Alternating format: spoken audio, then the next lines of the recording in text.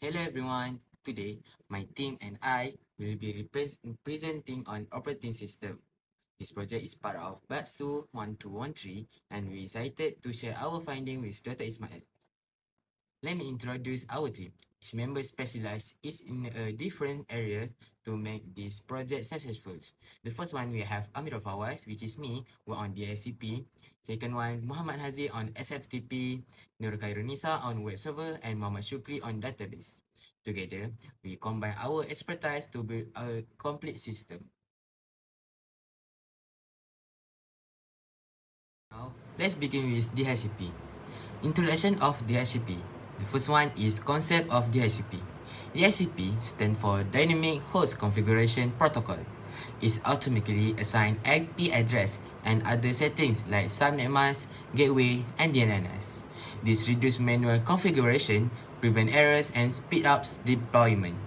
In large networks, DHCP is essential for scalability and smooth device connectivity. On the second one is DHCP in our project. In our project, we implemented DHCP using the ISC DHCP daemon. It is bound to the private interface to serve internal clients only. The server allocates IPs within a restricted pool from 192.168.15 to 192.168.1.10. Meanwhile, the server itself keeps a static IP for consistency. These setups ensure control access, proper testing, and stable communication between server and clients. Configuration step. On step 1, install package component. The first step is installing the DHCP server package. This ensures all required components are available for configuration. Without this, the service cannot run properly. On the step 2, direct interface card binding. Next, we bind the DHCP service to specific network interface. This tells the server which network card will handle DHCP requests. For example, here we use NPOS 8 as the interface. This step is critical because DHCP must know exactly where to listen for client requests. Step 3, define subnet allocation constraints. Finally, we define the subnet and IP allocation rules. This includes the IP range, gateway, and DNS settings. Once configured, we restart and enable the DHCP service using systematic commands. This ensures the server is active and ready to assign IP address automatically. Next, testing procedure. Step 1. Boot client VM. We start by booting the client virtual machine and ensuring its network adapter is connected to the internet network. This prepares the client to request an IP from the DHCP servers. Next, we go to release all IP. This clears the all configuration so the client can request a fresh IP. Furthermore, we proceed to request new IP. This triggers the DHCP negotiation process. Step 4. Observe negotiations. Here we observe the 4 key stages: DHCP discover, DHCP offer, DHCP request, and DHCP packs. This confirms that the server and clients are communicating properly. Next, we go to verify IP assignments. It must fall within the configured range, in our case, IP address to IP address. And second last, verify gateway. We confirm the default gateway using IP route. This ensures the client knows how to reach other networks. And the last one is test connectivity. Finally, we test connectivity by pinging the server at the IP address number. Successful pings prove that DHCP is working and the client can communicate with the server. For my individual demo, I will explain the service I configure and test. I will cover the purpose of the service, the step I follow, and how I verify it was working. The service I work on was DHCP, which automatically assign IP address to clients. This reduces manual setups and ensures smooth communication in the network. In summary, my individual demo shows how DHCP can be configured and tested successfully. This proves my understanding of both the theory and the practical implementations. For my individual demo, I will explain the service I configure and test. I will cover the purpose of the service, the step I follow, and how I verify it was working. The service I worked on was DHCP, which automatically assign IP address to clients. This reduces manual setups and ensures smooth communication in the network. In summary, my individual demo show how DHCP can be configured and tested successfully. This proves my understanding of both the theory and the practical implementations. My individual demo, I will explain the service I configured. Thomas, what is DHCP and why is it important? DHCP automatically assign IP address and network settings such as subnet mask, gateway, and DNS. This removes the need for manual configurations, reduce error, and ensure smooth connectivity. It is vital for scalability and efficient management in enterprise networks. Oh, in your project setup, what interface did you use for DHCP and why? Okay. The DHCP service runs on the Linux servers. ETH1 interface which connect to the internet and distribute IPs dynamically. Meanwhile, ETH2 is configured with a static IP to handle internet communication with the client. This separation ensures stable and secure network operations.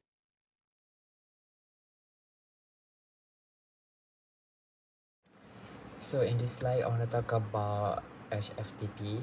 So the long name of, or we call it official name of SHTP is SSH File Transfer Protocol that enable secure file transfer over SSH. It also provide encryptions for both authentications and data transmissions. It's also stronger than FTP that prevent eavesdropping and credential theft, and also widely used in corporate environment for confidential document exchange.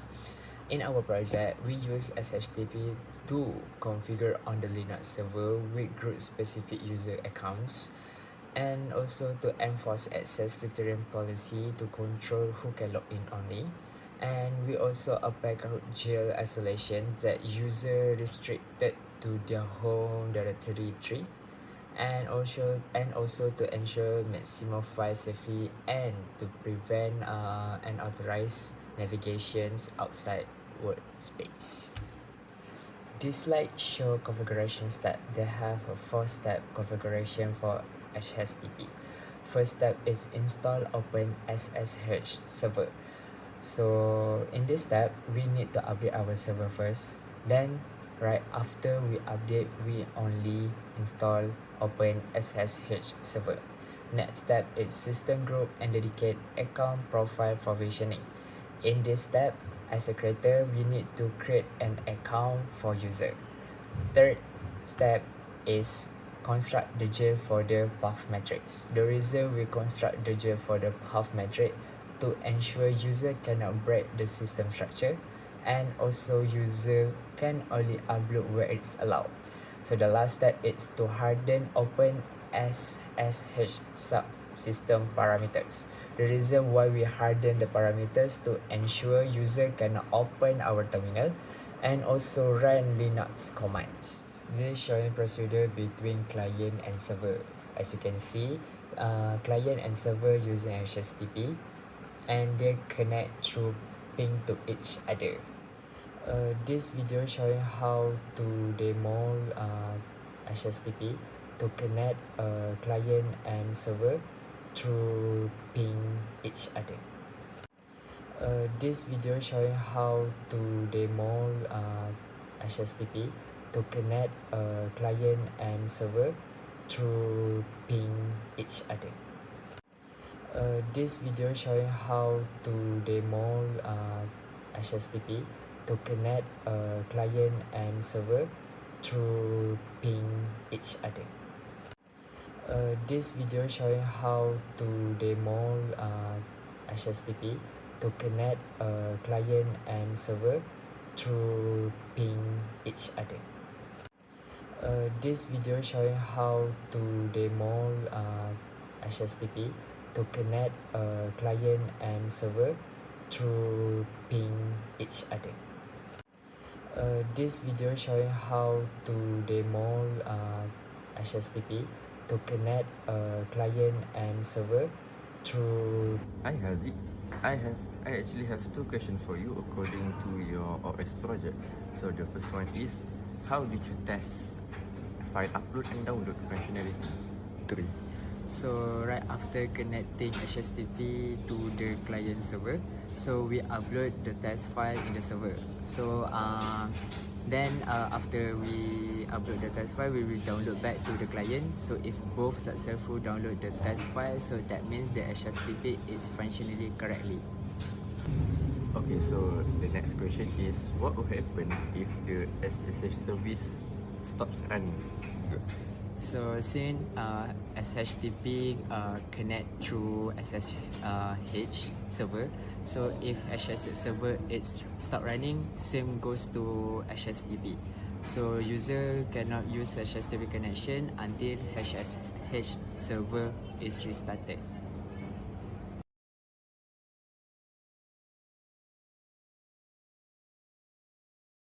Web server delivers document and application via Hypertext Transfer Protocol (HTTP) endpoints. It acts as the backbone of online communication and information sharing and handle requests from clients. Commonly, it is used to expose company resources, dashboards, and service. In our project, we implemented using the Aperture engine for reliability and scalability, configured to serve a lightweight local domain site. It provides secure access to company documents and operational metrics. Other than that, it also supports local domain discovery requests for internal clients. So here are the configuration steps in order for us to install Aperture 2 and proceed with our web server installation. First and foremost, we install the Aperture 2 in our Linux Debian 13 using the code sudo apt install aperture -y, and then we construct the dedicated website file tree by creating a directory and changing the owner of the file. Next, we design the landing architecture by creating and editing the nano var baksu 1213 index file. Last but not least, we configure the virtual host site mapping configuration. For the testing procedure, by using the client VM terminal, we run an explicit URL data equation check targeting the central gateway node IP using curl HTTP 192.168.1.254. Then, the console interface will parse out and display the exact custom HTML strings built into the server landing asset page.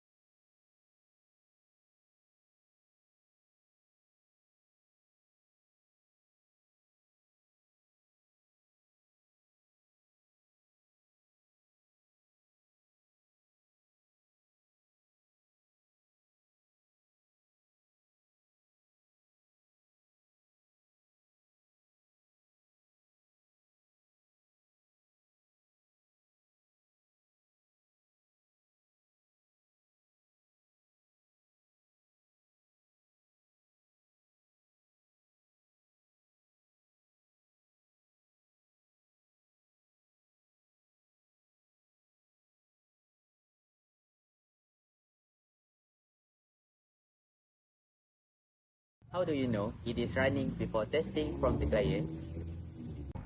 We verify the local background daemon state using systemctl status aperture 2. Once it is confirmed that it is active, we do a local loopback check before attempting client cross-node connection. Oh, if a client reports that they cannot load the web page and receive a network timeout error, what log files will you inspect? We will check the core Apache logging workspace directory, specifically error log and access log. Hello, I am Muhammad Shukri, and in this slide I'm going to talk about my part on database. So the concept of database is basically the system of record for storing and managing information assets. Example of relational databases that we use are MariaDB, MySQL, PostgreSQL, and this system generally use tables, rows, and columns. And we use these relational databases to ensure consistency, integrity, and security of corporate data. And for our project, we decided to use MariaDB relational engine, and which has been configured as a localized data store for internal use, and it has been bound securely against external network interfaces to prevent unauthorized access, and it also supports control queries and storage for corporate information assets. So the steps needed to configure this database, we first start with the service engine installation itself, which is done by using sudo apt install mariadb-server. And then before we do anything, we'll have to go and secure the MariaDB connection itself by running sudo mariadb-secure installation command. And when you run this command, you will be asked security options like whether you want to allow fingerprinting or do you want to allow anonymous users. That is done with, we go over to the third step, which is to adjust network binding interface access guidelines, in which you have to open MariaDB server connection and edit it via nano. So you can see here I'm editing the bind address from 127.0.0.1 to a more open address, which is 0.0.0.0, which would allow our client to connect to the server database with more ease. And then on to the final step, which is to set up a relational asset workspace and subnet access privileges, in which, and it is in this step that we create the user itself, his username, his password, also what access he has in the database. And also you can see me here inserting example data and creating tables, so that when we do our first connection with the client, we can run basic commands to verify that the system is working well, and the privileges for the user is also set up well. For the testing procedure, we go on to the client machine, and then we do the command mysql-u followed by the username, in which case we are using sysintegrators, followed by -h, which is followed by address of the host machine, in which we are putting on here. And if this is done right, then you can connect it well, and it will ask you for a password. And if you enter the correct username and the correct password, it is only then you can access the database. So to verify that all is working well, the privileges and the root access is working well, we do basic commands like I'm doing in the slide here. I'm selecting everything from students table, and then you can see that the data here is displayed well. So we can verify that the connection and the user root privileges has been set up well. And so this is the demonstration for the database. So we first start by connecting with the username and the correct IP address, as I've said. So if this is done right, then we can connect, and it will ask for the password, and we insert the right password, and right now we have gained access to the MariaDB database. And so we test it out further by doing basic commands, and as you can see, I'm typing out to select to display the data in the table, and as we can see, the data is displayed properly. And that is how we know that the connection and the user has been set up properly for database. Moving on to the Q&A for database, the first question will be, why did we modify 50-server.cnf? Well, this file is the configuration file for MariaDB, and by default, MariaDB only listens on a loopback interface 127.0.0.1, which blocks external connections. We modified the binding address to 0.0.0.0, so the database server can listen on all interfaces. allowing secure access from the client machine within our internal subnet. And the second question would be, how do we test and verify the database is working from the client? So we verify the database functionality by connecting remotely from the client using the designated sys integrators user login. After a successful login, we run basic commands like select all from students. And if the table data is displayed correctly, it confirms that the database server, user access, and network connectivity are all functioning properly.